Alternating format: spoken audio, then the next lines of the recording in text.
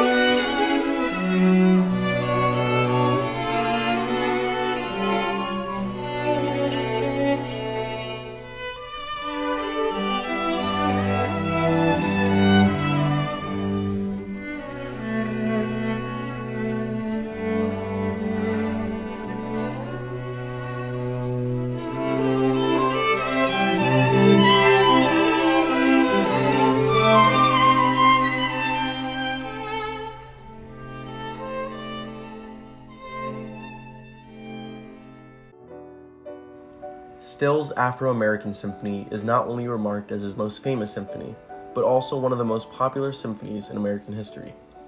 He began outlining it in 1924, however he placed more effort on other projects. It wasn't until the Great Depression in 1930 that he started really focusing on the symphony.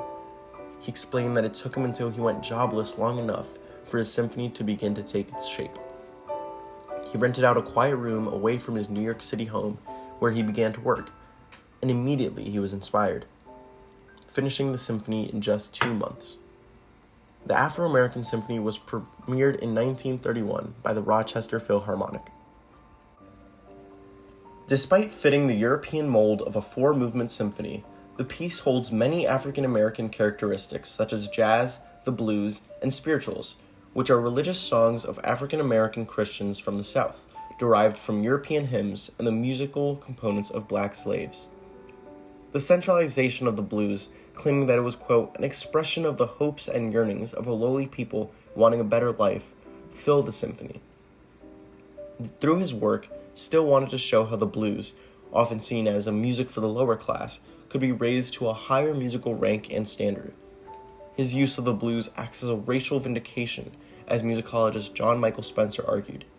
It shows off the higher dignity of African American music. The piece is unapologetically nationalistic in a way that the usage of a white composer would not have the same resignation. The first movement, titled Longing, is cast in sonata form, with the theme being accompanied by a typical blues progression, a standard 12-bar blues pattern. The second movement, titled Sorrow, continues with this theme, however with a more gentle syncopation in a more of a spiritual style, with the accompaniment of the oboe. The third movement, titled Humor, builds onto a syncopated cross rhythm that is rooted deeply in African American dance. The banjo present throughout the third movement adds color and joy to the symphony. And finally, the fourth movement, titled Aspiration, provides a lengthy, solemn passageway resembling a reminiscence with the reappearance of the blues theme from the first movement.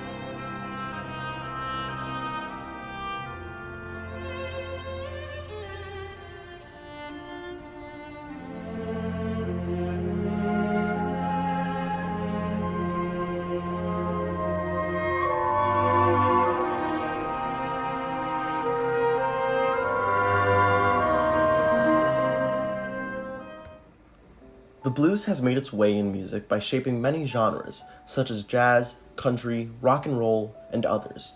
And through his music, William Grant Still was able to bring the blues to the classical music scene, a genre that utterly lacked diversity.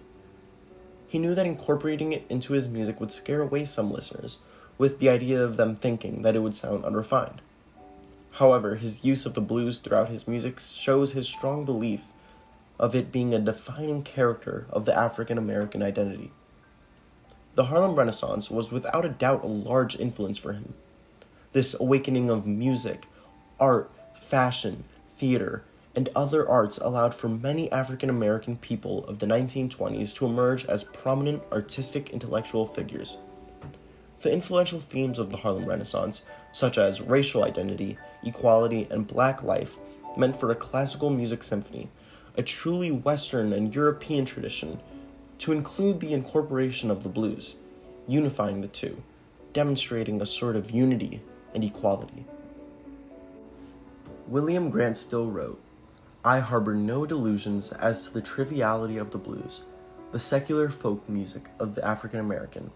Despite their lowly origin and the homely sentiment of their texts, the pathos of their melodic content bespeaks the anguish of human hearts and belies the banality of their lyrics. What is more, they, unlike many spirituals, do not exhibit the influence of Caucasian music. This illustrates once more the importance that the blues had not only on his music, but African American history as a whole."